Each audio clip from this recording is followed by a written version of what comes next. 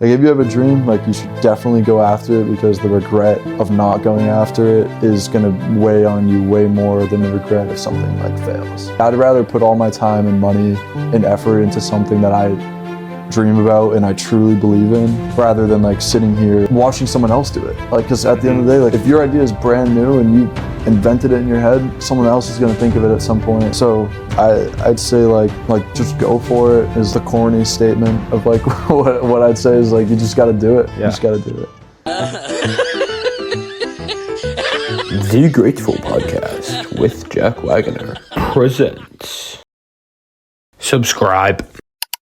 Welcome back to the Grateful Podcast. Today I'm here with Judah Payeur. He's someone I knew a while ago, but I've seen him doing some pretty cool things, so I'm super excited to reconnect. So thanks for coming on, Judah. Thank you for having me. I'm excited to get into it. So dude, I remember like when I was in, 8th grade, and I saw what you were doing with the shoe resale business. Yeah. And it was one of the first times I realized like, oh shoot, you can like do entrepreneurial things while you're in school. You don't have to wait to work and do things like that until you've graduated. And that was almost an epiphany for me. I think that's super cool. Well, I'm glad to hear you say that. Yeah, it was definitely an interesting time. Like, so you were in 8th grade, so I was like, I think 3 years ahead of you in high school. So I would have been a sophomore at the time.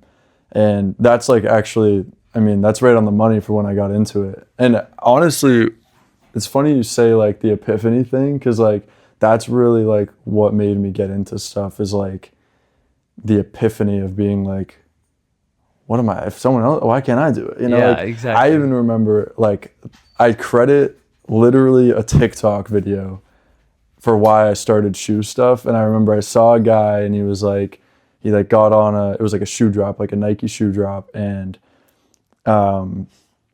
he got at that time stuff was crazy. Like you could get a shoe for $100 whatever bucks and sell it for like $500 the same day. Yeah. So it was like, and I saw him like make a 15-second video where he like made it seem so easy, making like $400, and I was like, what am I doing? I can do that. I'm like, I can do that. Yeah. Yeah. So yeah, it was that epiphany moment is definitely common, I think, with people in entrepreneurial, like just lives, I guess, Yeah. So you were like, 16, and you're like, I want to do this. I want to do something different, do entrepreneurial things. Yeah, I think I was 15 when I first started the shoe stuff. It was very like, like very entry level for me, like in comparison to everything now, obviously. But like at the time, it was very like, it was simple. Like, you get the shoe, you have a shoe, you sell the shoe. It's like, there's not like you don't have like fixed costs of like insurance or like, anything like that. So it was very like entry level, I think. And so that's what also was like easy for me to be like, all right, let me give it a shot, Yeah. Yeah. Yeah, you just learn along the way. I know my first thing that I really dove into was, have you heard of YouTube automation? Explain it a little bit, because I've heard of it. Like I think I get the concept, but like tell me a little bit. It was a similar thing. I saw some dude online and he was like, yeah, you can make so much passive income on doing this. Yeah. And I researched it. I'll give myself credit. Like I dove into it to make sure it wasn't a scam. And it's basically where you hire like an editor, a thumbnail designer, a script writer, a voiceover artist, and they compile videos that you make in a certain niche, and you make money off of that. So I stopped doing that a little while ago, but still, like last month I got like $150 from YouTube just from views I'm still getting on that. Oh, really? Even though it's not like a ton, it's still something. $150. That's like get some Chipotle throughout the month or something. Yeah. Exactly. So I think it's so cool, and it's just so cool to think that while you're in school, you can do so much more than a lot of people say you can. It is like such an epiphany, such a big realization. And a lot of people, I agree. I think a lot of people limit themselves to like what they can do.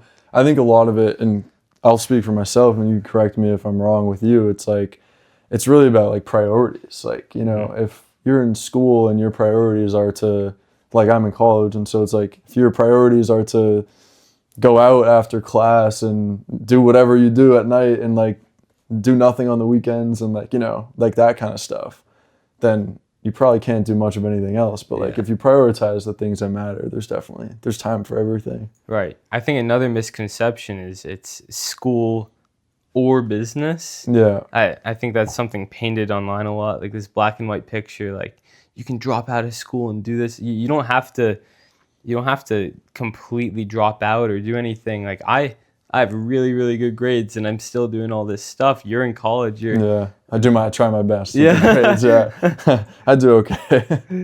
But no, yeah, you're right. I mean, like there's time for everything. It's with college I've realized, and I think you doing well in school now, like I think even you'll realize stuff like she's getting comfy over there. You'll even realize that like there's so much less class time spent in college than in high school. And like obviously like, you're in the senior mode where like you got the like early later out stuff, but like there's so little class time that like you have so much free time to like just do other things. And like what we keep going back to is like people limit themselves. It's like it doesn't make any sense to us, I guess, like you know, but so many people are like, oh, I don't have time for homework, and I'm like, what else are you doing? Like, you know, like I think about that a lot. I'm like, all you do is go to school and then party on the weekends. It's like, why do you not have time for homework? Like, exactly. You know, it's crazy. Yeah. But yeah, no, it's definitely like the entrepreneurial mind is like a rare thing to an extent with people, I think, our age, for sure. So talk to me about what you've done with that entrepreneurial mind. We talked about shoe reselling, but I know that that's turned into more, and yeah. So started with shoes, like I said, like very entry level kind of thing for me. Very entry level thing for me, at least, where it's just like, you know, like the way I thought about it is I was like, all right, even if it was like 10 shoes, it was like I buy the shoes, sell the shoes, I keep the profit. Like there wasn't a whole lot of like random expenses that came up with shoes. It was like you buy the shipping, but it's like it kind of comes with the sale anyway. So it's like it was very like simple, and I did that for a while, and then so like shoes within itself escalated like up and up and up for me, and it got to the point where, and like I don't even know, like I don't think we've even talked about this ever, but like I used to do like this group chat basically where so we would go for like drops throughout the week. Say there was like 10 drops in a week. Essentially what I would do is I would tell everyone how to get the drops, like the links, the where to go, the time, like all that kind of stuff. And then from there, these were all people that didn't resell shoes. They just like were like, oh, let me make a quick buck, whatever. And so what I would do is there was like 30 people that would go for a drop. And so I'd get like bulk on a specific drop, ideally. And then that escalated to where I was like taking orders from people essentially, where like people, so like a bulk buyer might be like, all right, this Nike Dunk is dropping and I need sizes 8 through 12 men's. And I would be like, all right, guys, this is the drop. This is what we need. I need 8 through 12 men's, and it's all going to be sold basically instantly. I keep a percentage for basically connecting the pairs to the buyer. The person clicks 3 buttons, you know? Yeah, so basically like I'd get bulk on the shoes, get it to the buyer, take a percentage, and like that's where shoes really like picked up for me, and like I was making not like serious money or anything, but like a lot for 17-year-old whatever kid at the time, being in high school. And so that was like the evolution of the shoe stuff. And then I mean now it's like shoes is like just a completely different thing, you know. Like you can't even like go for drops anymore. It's like they don't resell for much. Like the market's just basically like destroyed. It's like everything's oversaturated. Nike, you know, bumped out every colorway of everything they possibly could have, and so it just kind of like died out a little bit. And then that's when I found, and I know I'm rambling for a while, but I'm trying to give you like the step by step. So there was like the shoes. That was like the evolution of the shoes. And then after shoes, it turned to Amazon. Yeah. Which, so like my family's supportive, like parents, like maybe not so much at the very, very, very beginning, but like now they're supportive and like they know that I'm capable of like making things happen, you know? Yeah. But they didn't want to make an Amazon account for me. You had to be 18. And so like I kind of just like rode shoes out till I was 18, which was the fall after I graduated high school. And then, so not this past fall, but 2023 fall. And then, so I did Amazon, which was basically just like you're sourcing like name brand products, so like Nike, Adidas, like soap. Is it like FBA? Yeah, FBA. Okay. Yeah, Amazon FBA. Yeah. And so it was like, I did all that sourcing stuff. And because I was off in the fall, I didn't go to school in the fall. Like I had I had one semester off, where I basically just was like putting my head down, just grind, make some money, and then went to Bentley in the last spring. Okay. Yeah, and did a semester there, and did the Amazon stuff still, but at that point, then Neutro was starting. The caffeine pouch stuff. Which we started in December of 2023, so there's like a little bit of overlap.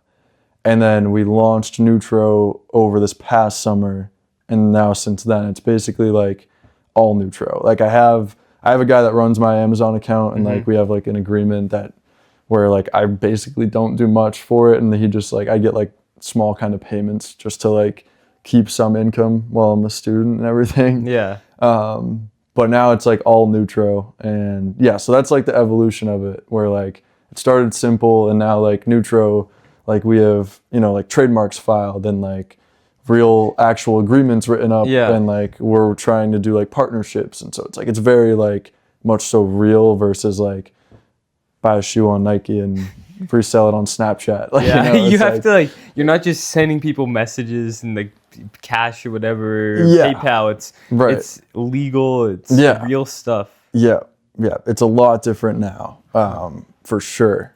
Which I mean, it's great. Like when I was telling you when I was coming in, it's like, I mean, it's every day, all day, and it's a little bit like at times it's like, oh my gosh, this is overwhelming, but like, I think like along with the entrepreneurial mind, like there's like the futuristic looking mind. That's like, it's going to be worth it. Like what I'm going to put into it is going to come back. Like the belief in taking the risk is like really, I guess what I'm saying. You believe it will all pay off. Right. Yeah. And I'm sure you feel the same with like all the stuff like you do. It's like anyone who is like doing something different, you have to have like belief that like it's going to work out one way or another. Yeah. So, I mean, yeah, it's long days for sure, but worth it in my opinion. Yeah. Yeah. That's so cool, dude. I didn't know you did all that stuff. Or like I had an idea. Yeah. But Amazon stuff, I'd researched that. That looked really difficult. It is. Yeah. It's interesting now too, where like it's almost becoming a little bit like the shoe thing, where like it's oversaturated to a point. Like what I do, I don't know, I'm like bouncing around on everything right now. Just like kind of the way my brain works. I'm just like all over the place. Keep talking. I'm gonna close this door. Keep talking. But like with the Amazon stuff, it's like, I mean, actually, let's take away Amazon for a second here. Let's take away like all the stuff that I do. It's like, I'd love to get in the conversation of like the like online guru in a way. Like, cause I'm like, you saw it with the automation stuff, like you were talking about earlier. I know I've seen it with Amazon shoes, any type of online business. It's like, there's always people that are like, it's this easy, or like the people that are like, pay me to learn, like that kind of stuff. So I'd love to dive into that, and like, I like, what's your experience with that kind of stuff? Yeah, that's a great question. I think that, dude, the more I've gotten into it, the more fake it seems. And something that I've seen many times, like the quote, if someone is actually good enough at something, they're not going to try to make money off teaching it. They're just going to keep doing that. Yeah, they're just going to do it. Like if this dude that was talking about YouTube automation was actually making enough money from his YouTube automation, he wouldn't try to get a business model teaching people. Right. Because he would just put more effort into the high leverage skill than... Right, yeah. Or if he says he's making as much as he's actually making. Exactly. Yeah. I think it's so interesting. And I think as the internet just keeps I keep losing confidence in things I see on the internet and faith in certain people, and what I hear has much less value. Yeah, oh, for sure.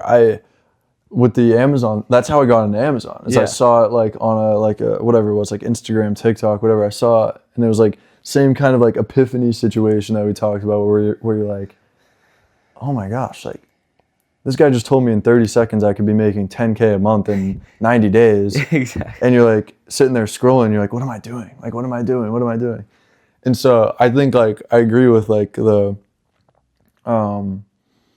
losing faith in it, because, and this is actually an interesting story that I've only like kind of recently found out, is the main guy I watched, and I don't even want to like say the name on YouTube because I don't think we need to like say it out loud, but like there was one person that I watched on YouTube, and like he was where I learned everything for Amazon. He would like do like live sourcing and like, you know, like where to look, how to find deals to then sell it, and like softwares to use to, you know, all that kind of stuff. And that's where I learned everything. Like I would watch like hours of this guy every day for like months leading up to my 18th birthday. And then I have all the faith in him still. I'm like, he taught me what I know. I'm doing well with it. And then I got into like December, where I was like a few months into it, and a connection that I had from shoes, he had also switched over to Amazon, but like long before me. Because he's older. I think he's like 24, 25 now. And he started a prep center. And I don't know how much you know about that stuff, but it's basically where like me as an Amazon seller would be able to buy, and it would go to the center. They would prep it, then it would go to Amazon.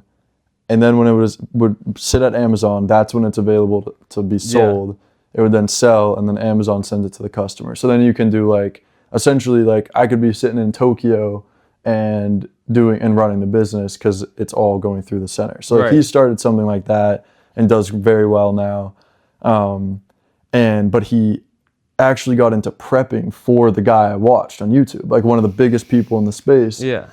And I learned from him that like the current day, February, whatever, 21st, 2025, this guy doesn't even sell on Amazon anymore. Wow. Yet he's online and he's like, this is how you do it. This is how I did it. So he's like a coach now and doesn't even do what he's saying anymore. Yeah. And so like back to you said like losing faith, I'm like maybe I need to have more faith in myself, like, because I thought I was like learning from this guy, but he wasn't even like, he was basically just like getting me to believe him, you know? Right, exactly. So that's I share that story because it's like, it's back to what you said, it's interesting how many people like there probably are like that out there. Yeah, it's very weird. These people, they like prey on what society wants and what individuals want. Like, there's been a movement towards everyone wanting to make passive 10K a month online. Yeah, the 10K. Yeah, it's like always the 10K. Exactly. Like that's such a trendy thing, and so people want to make that happen. They see the demand for it, and like the supply comes. You're an econ major, right? Yeah, economics. Yeah. The demand and supply. Yeah. That's a good little. I'm in AP econ at Dover, so like. They didn't even know. I don't think they had AP econ when I was there. That's new, right? I think Am I wrong? So. Yeah. Wow. It's something else. Who's the teacher for that? Miss O'Rourke. I don't know. That might even be a new teacher. Yeah. I know a lot's changed. I don't know if I have a little sister and she's a sophomore right now. Really? Yeah. I didn't know that. Yeah. I mean, the last, like, you probably had even seen her when, like, back in the day. And yeah. You wouldn't even recognize her now. Like, she's like a woman now. It's weird. It's like, she's like getting her license next. Yeah. You know, all that stuff is crazy to me. I get that. I have a sister. She's a freshman, so it's crazy. That's over too. Yeah. How's that? Is that fun? Like being it at is the pretty same fun school? To be in the same school as you. You were in the same school as Jeremiah for and 2 Elijah years. too. And Elijah. Yeah. So Jeremiah was a grade ahead of me. So I was a freshman. He was sophomore. So all the way up until I only had 1 year without a sibling in the school. That's crazy. Yeah. When I was freshman year, 2020.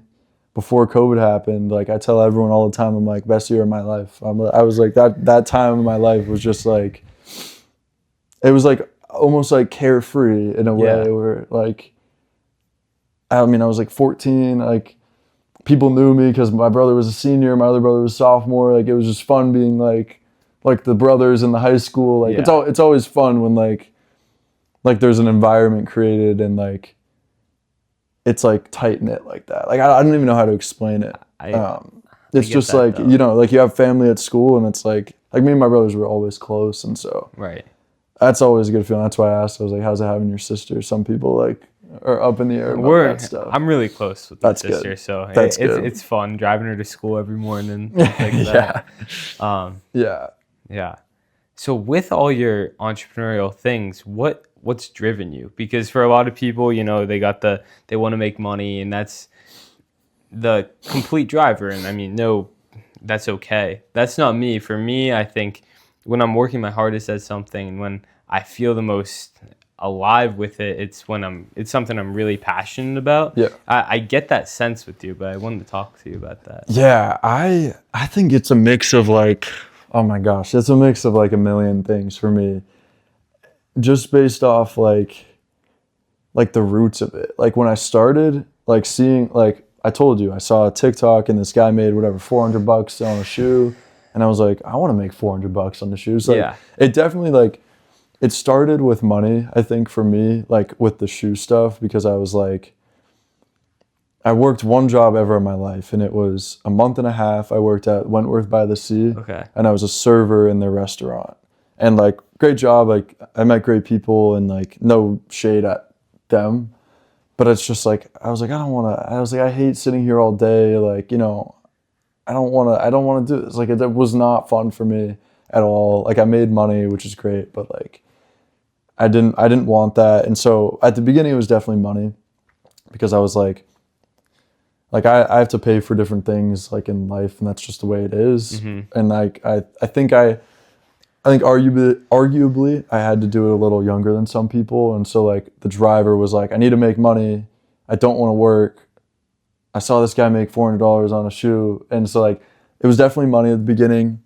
But I think like deeper than the money is, it's like a want to like do things on my own. Because like, if I wanted money, I could just go work 40 hours a week and serve, and, you know, like servers make decent money, you know, so like, if I wanted money, I would just go do that, and it would be very easy. It would be very simple. But I think like deeper than the money, it's the want to like do it on my own. Like have the flexible time where like I can work on something when I want, or when I'm feeling like, in your case, like I'm sure you get it, like when you're feeling creative, like you want to do a specific thing at a specific time. And so I think it's evolved into like the want to do things my way, when I want, how I want, like, you know, like all that stuff. So that's like, I think the main driver. And then, but it always, like, unfortunately, it always comes back to money, because then it's like, I've got to pay for school. I got to get a car this summer, you know, like things like that. That just like, you have to think about money, like to an extent. Right. Yeah. But I think it's less about like, passion than it is like passion for a specific thing, but more of a passion to want to do it myself. I get that. Like I think I could find myself in almost any like kind of business. Like right now, like Nutro's, the caffeine pouches, and like it's e-commerce, and shoes was e-commerce, and it was all online. And now like we're doing a lot of like in-person stuff with Nutro. We're trying to meet face to face with like athletes, and we're trying to like do all that like partnership kind of stuff. And like, that's very interesting to me. But it's, again, like, I think it's centered around, I'm the one doing it, and it's when I want, how I want. And like, I can do it the way I want, you know, like it's very restricting, I think, in a job. And that's like the way I felt. I think for a lot of people, they're fine letting other people delegate tasks, being the one that has direction and just has to do the work. But I know for me, I've always struggled to not be in charge. I have a very clear vision of how I want to do things and why I want to do things and what I would do. And so it's hard to not be in charge. And that's the really liberating part of entrepreneurship and business in general. All the consequences fall on you, but you also have all the freedom of it. Yeah, and you reap all the benefits. Yeah. I mean, unless you're with other people, you just sparked a thought, like wanting to be in charge is like definitely, and like doing things my way, that is like definitely a like thought. And that's something like I've learned a lot by being in Neutro, is that there's 2 other partners right now, and we all own a third. Right. Is the way it's set up. And I think I can say that. Yeah. Like it's all set up so it's a third each, and like so as much as like I mean we all voice our opinion and we all talk, and like that works out. But even if I wanted to like take everything over and be like, this is how it's going to get done, it's like, you can't do that. So there's a bit of a learning curve and a bit of like a change with Neutro because of that. Where like we don't have anyone telling us what to do, but you can't just do things. It's like it's working on a team. You know? Right. It's like it's teamwork. So that's a little interesting. Have you worked jobs in the past? I work at. Or do you work currently too? Yeah, I work at Indoor Ascent, the climbing gym. I think you've mentioned that. Yeah, and so that's a different type of job, because since I was a freshman in high school, and I was working at the gym, only one on the floor, only one there, until like 10:30 p.m. I probably shouldn't say that, but I don't think past the hours. Yeah, but that, if anything, that job's helped me understand my need for independence, and that like I've been in charge of all these people while I'm working there for so long, and I have a clear vision of how I want to do things, and oftentimes I can implement that, and I see how good I am at being the decision maker, and I think that's helped steer me towards this idea that in the future, this is what I'm good at, this is what I want to do. Yeah. Because in my moments there where I've had to work with other people, I do like working with other people. I'm not trying to convey that. I don't want to put that out there. That's why I kind of backtracked on the partnership stuff. Right. You got to be able to work with exactly. people. You need to. That's huge, and I love working with other people. But it's been hard when I've had to like submit to the fact that they're in charge. It's his decision. Even in the classroom, like I struggle when a teacher is really don't not. Even get me started on that stuff too. Yeah. Exactly, because I often think that I can do things in a way that would be more effective, which can be very arrogant in certain situations, but it's also, I think, a good sign for what I want to do. Yeah. You have the direction. The stuff in school, you're preaching to the choir, because like I've definitely gotten better about it with like in school and whatever, because in college it's just different anyway. But in high school, like, in high school when I was doing the shoe stuff and like I was making money, and like I felt good about where I was at, and like I was just working hard, and then a teacher would be like, you need to get this homework done. This matters. And it matters. But like, and like logically speaking, yes, I should be doing what they're telling me get it done. But I was in the headspace of like, and maybe I'm catching you too late in your senior year, but like I was in the headspace that like, I was like, no, like you don't know what you're talking about. Like I can literally go on for hours giving you examples, but like one in specific was she's not even there anymore. Miss Spatafora or Miss Lee. She's back now. Oh, she is? Yeah. Oh, that's awesome. Yeah, oh my gosh. She's the best. You talk with her? Yeah. You got to tell her I said hi. Got to tell her I said hi. I will. Because and even share this story, like that I told you the story. So senior year, I'm in her yoga class. Yeah. And so like senior year, like there was literally, I was not going to school basically, like for the second semester, and that's when I had yoga with her. And so there was this big like shoe drop with Yeezy, because that was when like the whole controversy of like he was shut down, but they had already made a bunch of the shoes already, and so they had to sell them. And so like over like a 3-day span, they literally released like 15 shoes a day. It was like boom, boom, boom, boom, boom, boom, boom, like almost like every 15 minutes it was like stuff was coming out. And so like I had the group, and so I was like, I'm trying to get everyone on it, like this is a money making weekend, like let's pump it up, because and it went really well, but like I had to do it while I was in school, and like during classes, and so like I would just leave and go sit in like a learning common or whatever, and like skip the class because I was like, I need to get this done now. But with her class, it was like we did whatever we were doing that specific day. It was like something outside. And it was like we were like gonna go bring our yoga mats outside and lay on the grass and do whatever. Like very relaxing, very peaceful. She's the best. She was a great instructor for the class. It was awesome. But I was like, I told her, I was like, and she knew I like did business stuff and shoes, whatever. And I was like, I told her, I was like, I'm pretty sure there's going to be drops during this class. And like, so if you see me get off the mat during a pose, like I'm going to my computer and I'm going to my phone and I'm getting this set up because like I'm making money. Like I was like, I was like, you're not messing with my business. I was like, you're not. And we had a great relationship where like, we even like sat down after the fact of all of this and like talked about it. But like, I was like, you're not going to mess this up for me. Like, if we're going outside, like I'm bringing my backpack, because she told us, she's like, everyone like leave your backpacks. I was like, I'm bringing my backpack. And like, that's where the argument started, where she's like, Judah, no, you're leaving your backpack. And I was like, no. I'm here, I'm coming to your class, but if this happens during the class, I'm going to do it. Like, I'm sorry. Like, it's not like a reflection of like me towards you, but like I'm doing it. Like, I'm sorry. And so she was like, all right, I'm gonna write you up then. And I was like, all right, write me up. I was like, I will walk out of school right now if it means that I can go make whatever, $500, $1,000 setting up these drops to make sure it works well.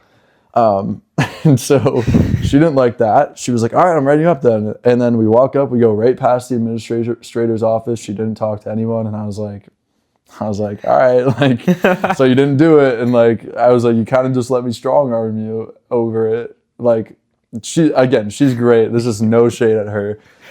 I go out, I do it. She's pissed. She's not happy about it. But like, that example, right? And like, I could give you like 10 more examples exactly like that, where I'm just like, don't tell me what to do. Like, like I know what I'm doing, and like, I know what I'm doing is benefiting me. So like, I was like, don't tell me what to do. And so I'm with you. I'm with you there 100%. It's tough having the teachers like think that they know what's going on in certain senses. That's a good story, dude.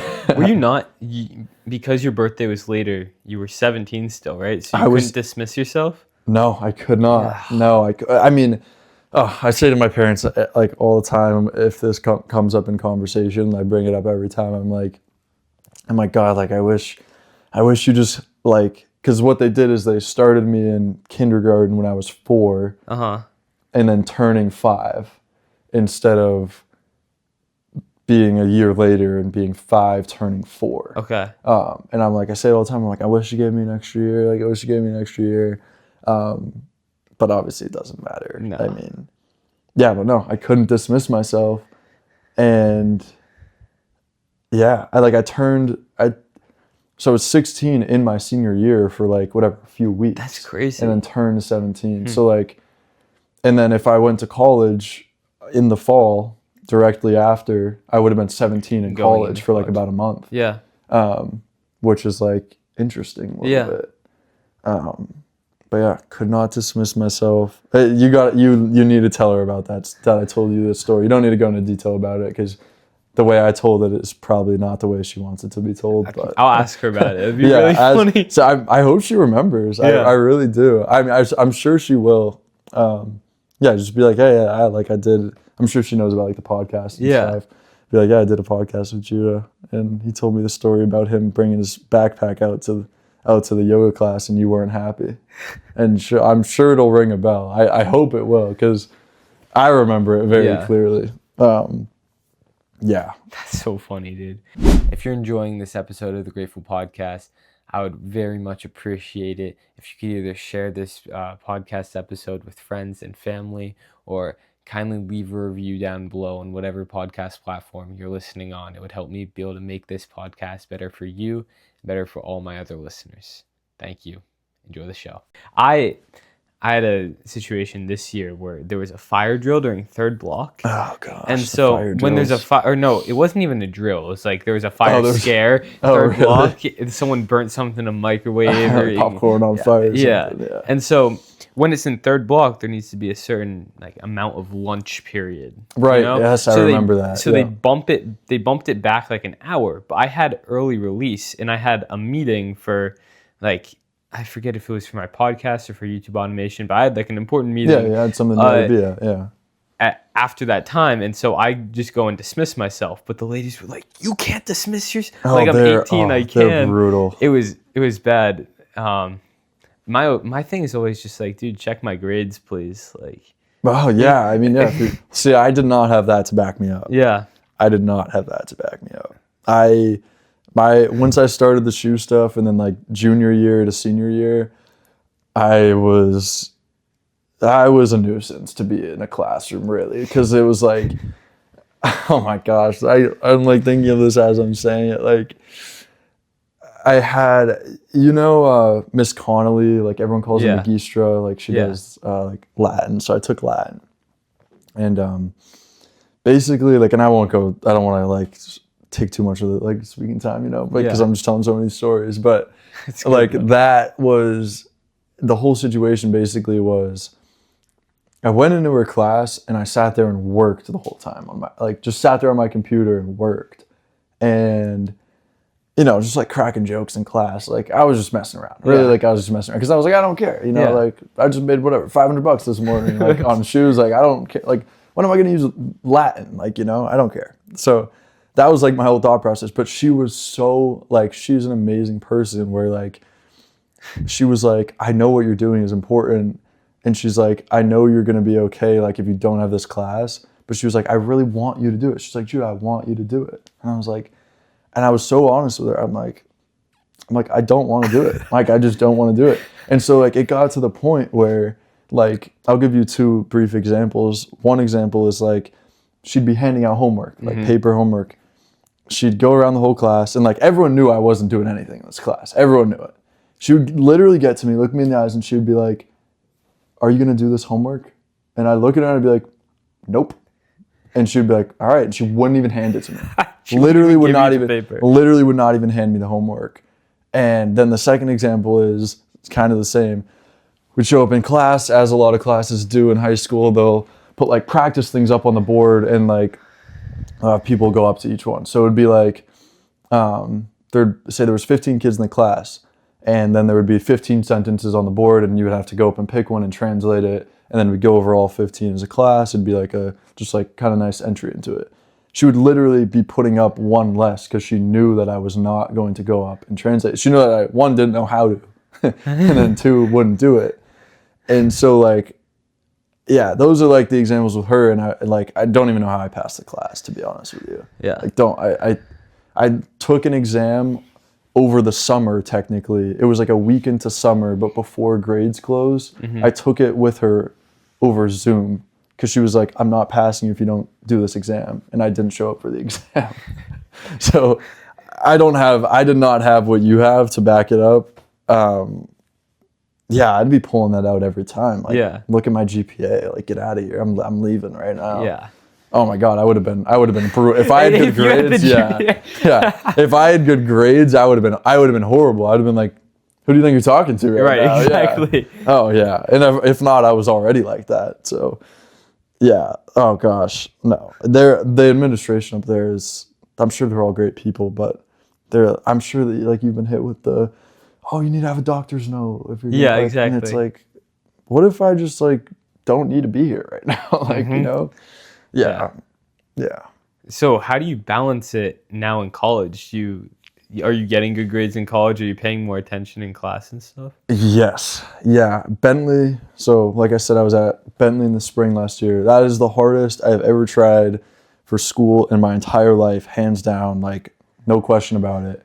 And Bentley's a tough school. I think like in comparison to other colleges, you know, like it's a private university, so like that's kind of what you get in most cases.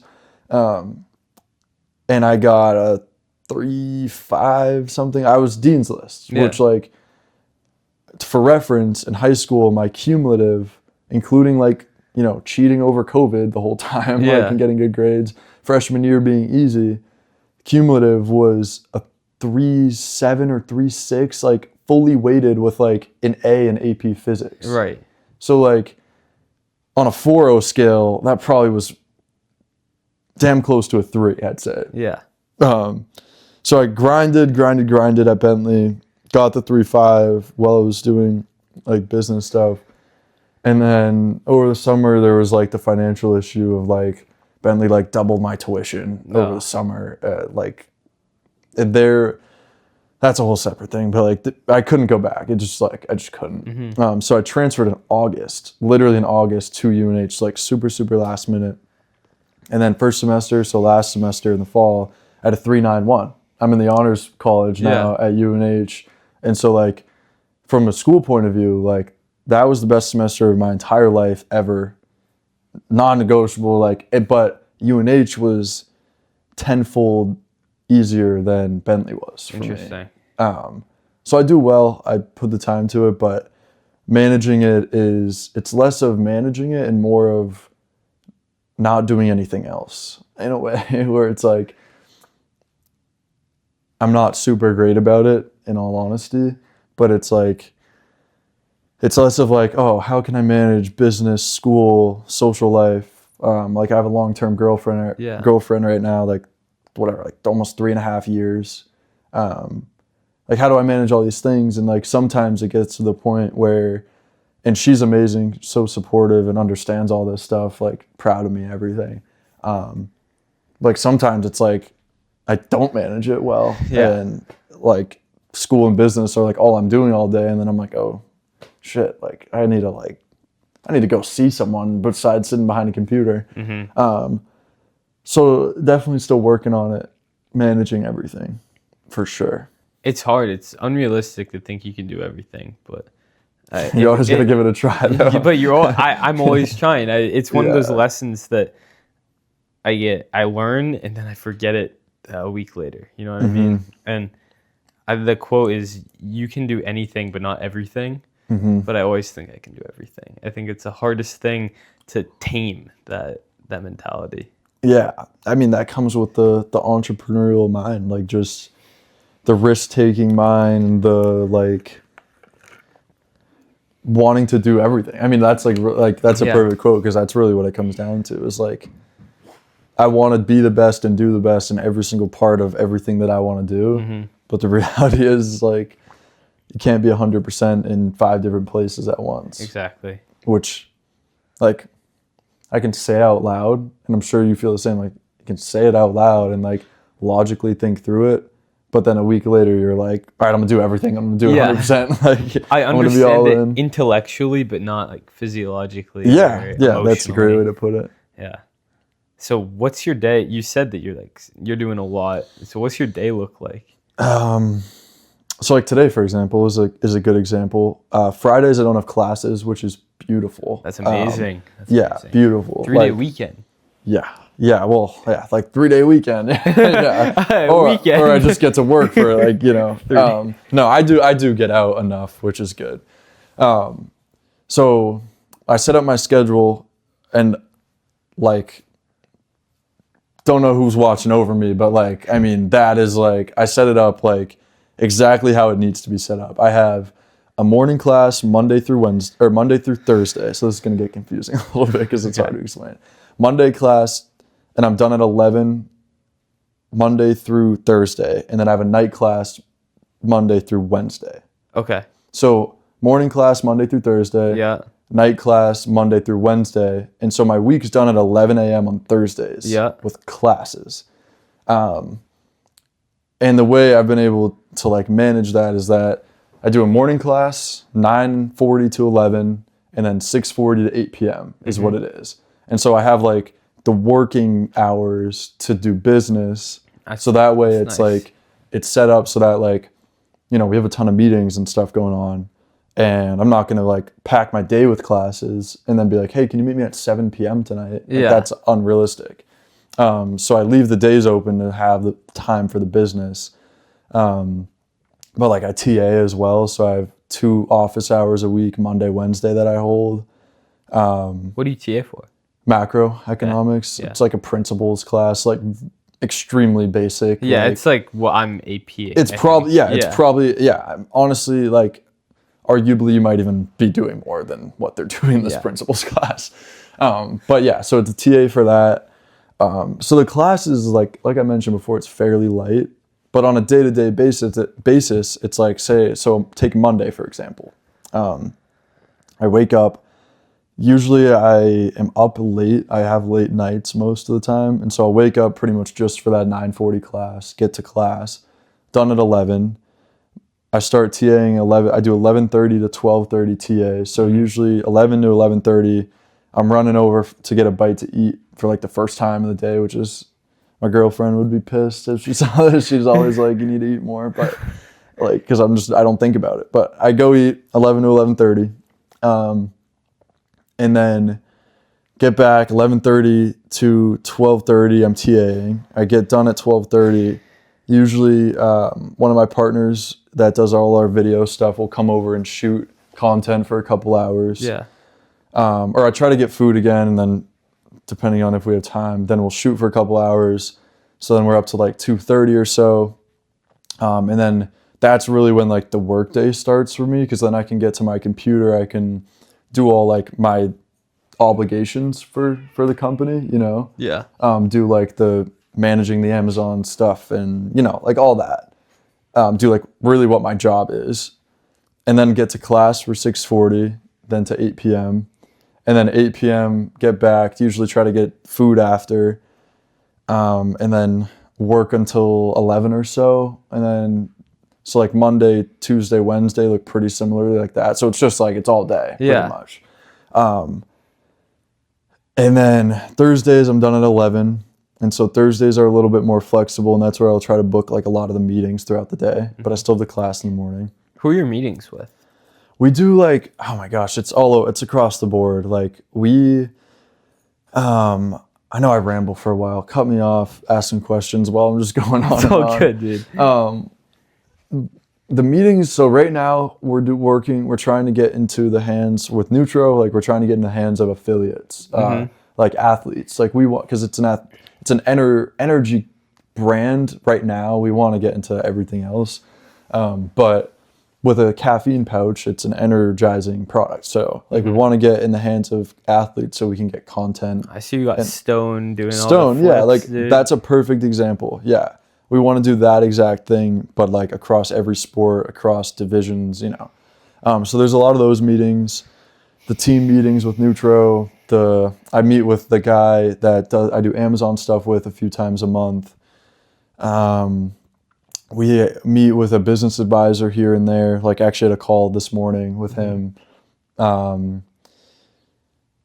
We just got done some stuff talking with a lawyer about like different, like, you know, just like marks, like trademark kind of stuff. It's like those meetings will fill in, all that kind of stuff.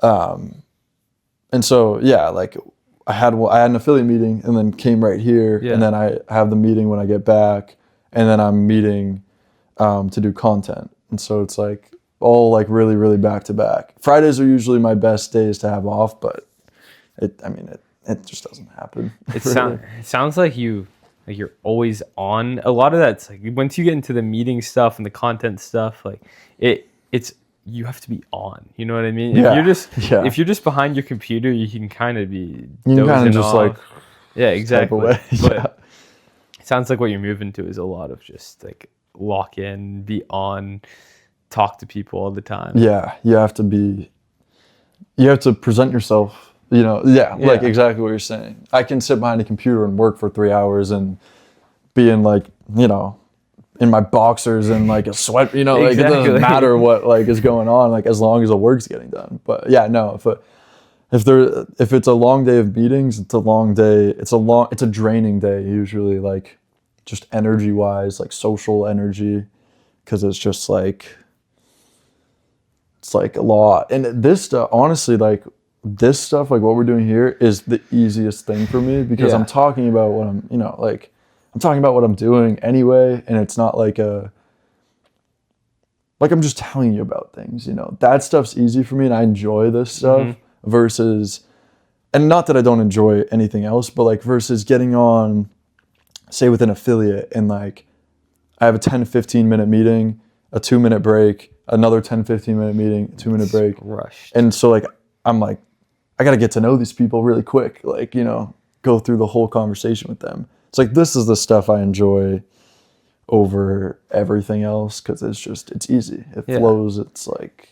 That's why I love the long conversations because there's no rush in what we're talking about. Right. It'll come out if it's meant to come out. Right. It's in those affiliate meetings, like you have to, I mean, I don't really know, but like build a relationship with the person it's and then sell them on it and sell them on your product and then sell them on you and your product all in that like 15-minute time period. Yeah. The affiliate stuff is, I'll like walk you, like each call, literally we don't reach out to anyone for affiliates. We haven't reached out to anyone and all we did was like post a TikTok and it was like a couple of TikToks and it was like, call to actions of like, hey, we're working with athletes, like reach out to us if you're an athlete in college. Yeah. And like now we get like 10 messages a day of people being like, I saw the TikTok, I like what you guys do, I want to work with you. So it's a little easier in that sense where it's like, I don't necessarily need to even sell them. They're actually like, and I tell them when we get on, I'm like, take this as a soft interview because like they're interviewing for you. Essentially. Interesting. Essentially is because like they reach out to us and want to work with us and we have so many athletes that want to work with us. And like, I'm not trying to like say like these athletes are worthless or, you know, but like there's so many that like we simply just can't take everyone on a full like partnership where we give them free cans and stuff. Yeah. And so in a lot of ways it's like they're pitching themselves to me, but like I have to be ready with the questions. I have to be ready to like, you know, remembering all the things that so like I'm taking notes. Like it's a lot of fun though. You meet a lot of cool people. Like I'm sure like you with this podcast stuff, I'm sure you get it. Like, I meet so many, even if the interview's not like objectively the greatest, I meet so many cool people and have conversations with people. Even if an episode doesn't like get a lot of views, I get more out of every conversation, build relationships. That's like my favorite part, I think. Yeah. How long have you been doing the podcast stuff for? Like, so I started recording episodes while I was in France. I thought I had cool things to say. So I recorded like 12 episodes and then I stopped and started taking YouTube automation really seriously. And it goes back to like being super busy and thinking you can do everything. I don't know what I thought when I was doing that stuff. I was going to public French high school, taking online VLAX classes for here, trying to travel and make friends and have fun and also doing the business. I was in over my head. But once I realized that like YouTube automation's not necessarily what I want to do, in December of 2024, so it's been like 3 months, I started really publishing stuff and really getting back into this. So I have like 32 episodes released right now. Yeah, you said you do 4 a month? Is that what it... I do 3 a week. Holy I do crap. A solo episode every Monday. I do a... What does that look like? I honestly, I should check. I want to check them out now because I thought it was all just with people. I gave a quick look, like, you know, when you messaged me, and I gave a quick look through the YouTube and just saw that it was like, I really like the one I watched the most of. Like I said, was the Harrison one because I was like, oh, I love Harrison. Like, I think he's great. I never talked to him, and like he's actually someone that like I'd love to get to know better. Yeah, and like I'm sure like you felt that by just having the conversation with him. Exactly. 3 a week. Yeah, that's a lot. Yeah, so I do the solo episodes where those are the hardest because I sit down and it's just honestly they don't get as many views or whatever, but it's for me to just practice getting ideas out there and just talk to a camera. I just want reps. You post them? Yeah. Yeah. And then they're also easy to get shorts from, so I'll send them to like a good editor and get some cool shorts out. Do you no cut it or do you cut it up? I cut up the shorts. I no cut my episodes. Holy crap. It's hard. Yeah, I feel like I would, like when I'm talking with you now and like I don't know if this is like, I don't know where this roots from with me, but like I feel like I can ramble a lot.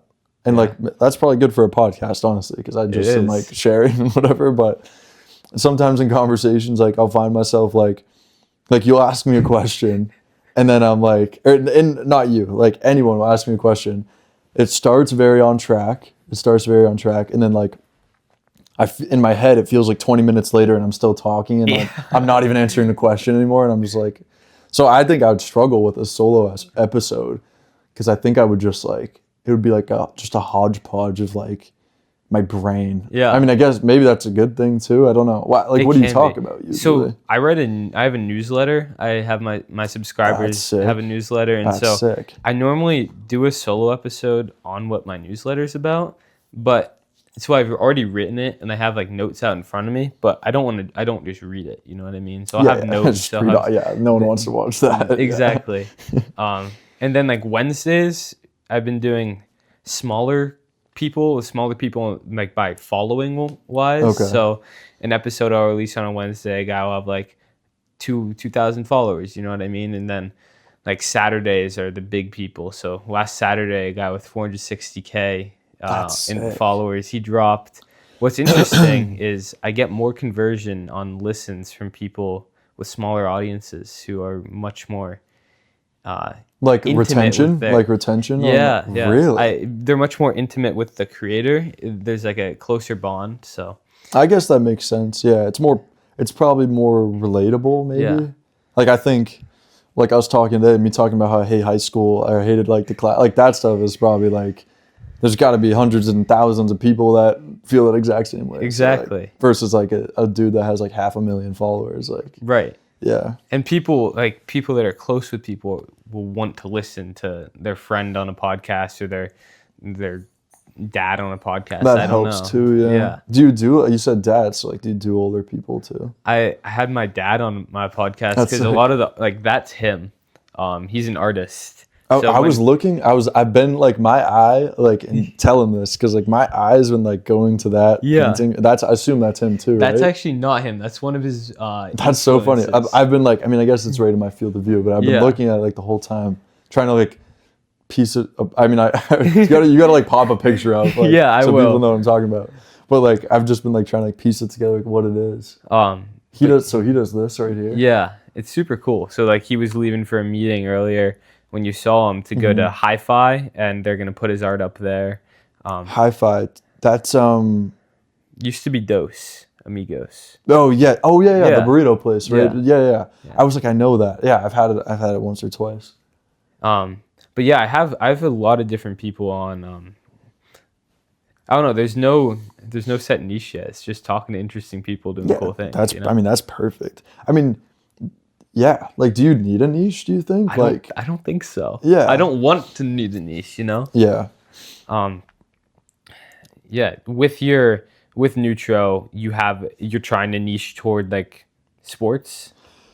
Yeah. So right now, like, and actually, literally, like I said this morning, we were on a call with like an advisor that we talk with.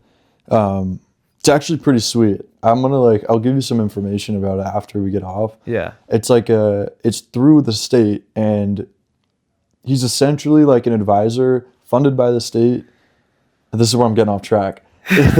He's an advisor funded by the state that like you get free time with him. Like we don't pay for it, but like, and he has like real experience. Like worked at a printing company, and he was their first employee, and they grew it to like 100 employees. So like, and like now they're like official printers for like USA Hockey and like TD Garden, like massive company.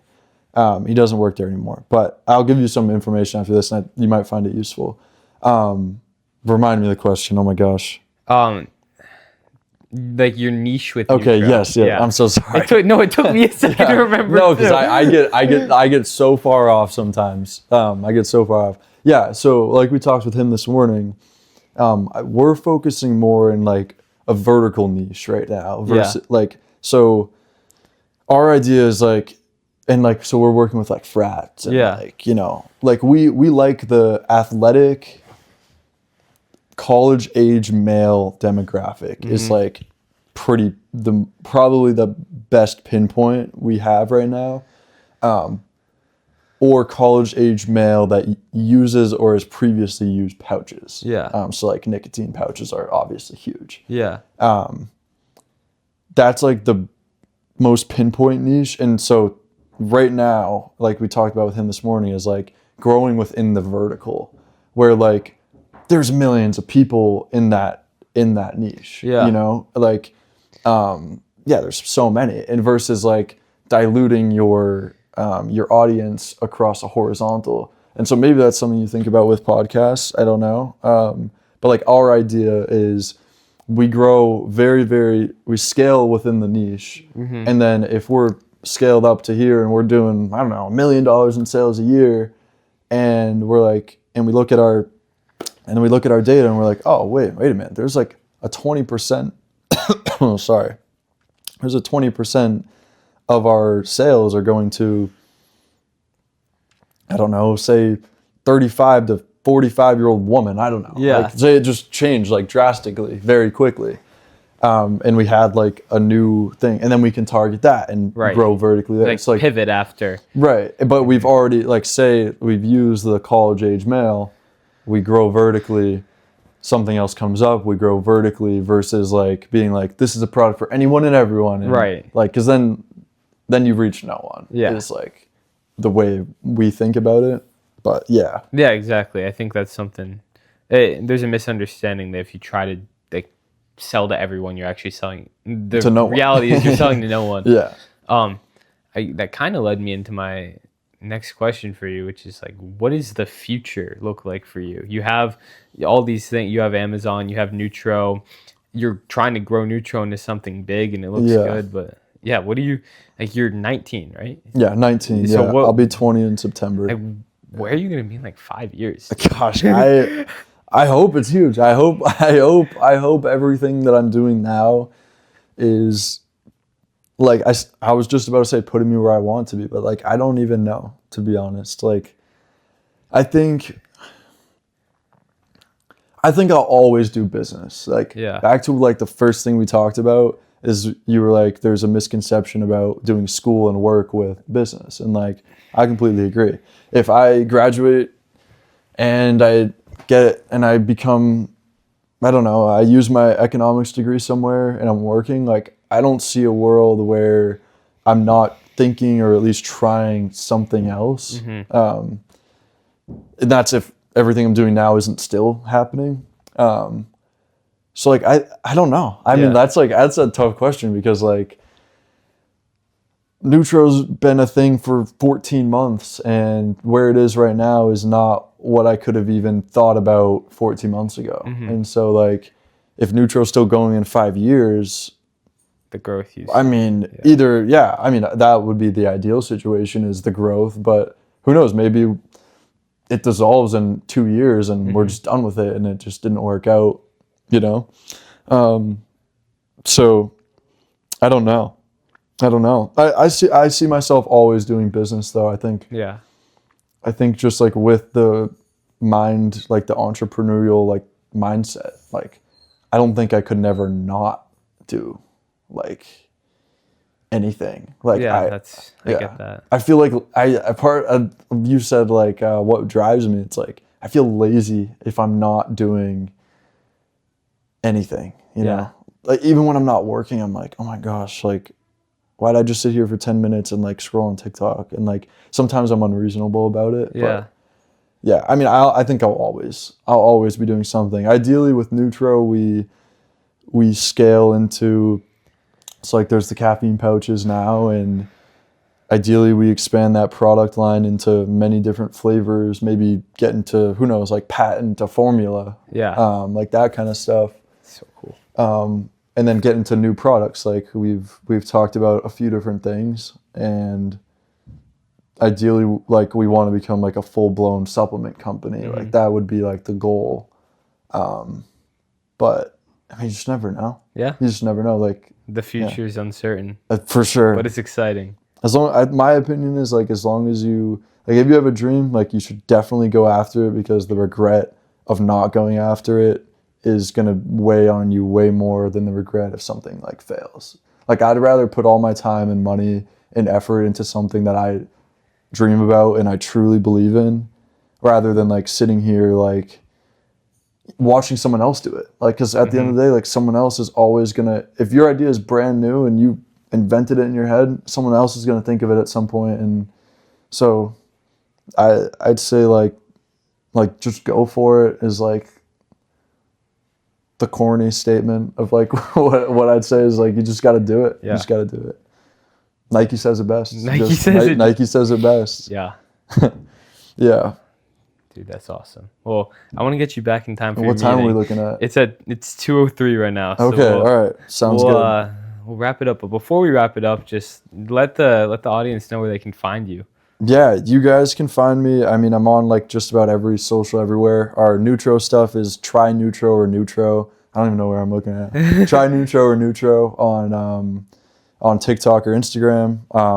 My Amazon stuff isn't necessarily like a social anywhere, but LinkedIn, if you look up Judah Payeur, find my name here in the title or description somewhere. Yeah.